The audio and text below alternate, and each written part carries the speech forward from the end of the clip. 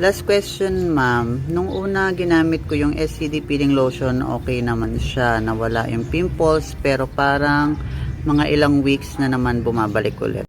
So, hi po mga ka-Diyosa. So, sige, sagutin natin to. So, based sa feedback ng ating ka-Diyosa, nung gumamit daw siya ng SCD peeling skin lotion sa mukha niya, ay okay naman daw, natutuyot naman daw at nawala yung mga pimples niya. And then, after a week daw or ilang weeks, ayan daw, meron na naman siyang tigyawat.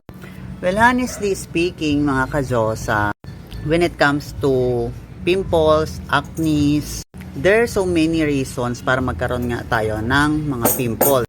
And yes, one of those are skin purging sa paggamit ng mga bagong skincare products sa skin natin that usually last for 2 to 3 weeks din.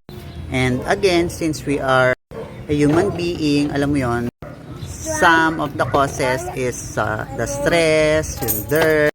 Kapag dito naman around the chin is the hormonal imbalance, especially sa mga women kapag menstruation day na nila, nagbabago yung hormones ng babae, so nagre-release din siya ng pimple.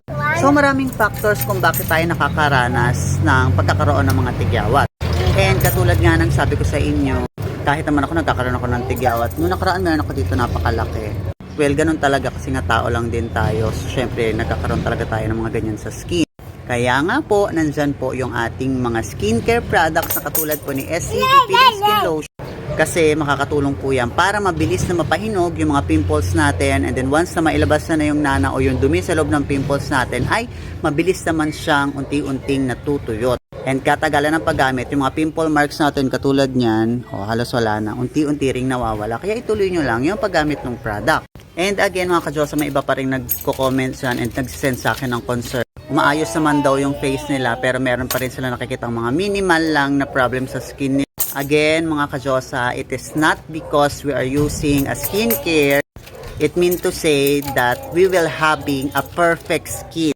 And again, even mga artista po nagpapaderma pa yan, they don't have perfect skin. We can have a good skin with a good skincare product, but we will never have a perfect skin. Katulad nun sa akin, kahit pa paano meron akong blackheads, meron akong konti na lang na pimple marks, meron din akong eye bags. Pores, meron din naman siya, and that is normal because this is a natural skin. So all I can say is just continue using the product kasi makakatulong yan para mabilis nang mahil yung mga pimples natin. And again, normal po na makakaranas pa rin tayo ng mga pimples or tutubuan pa rin tayo ng pimples.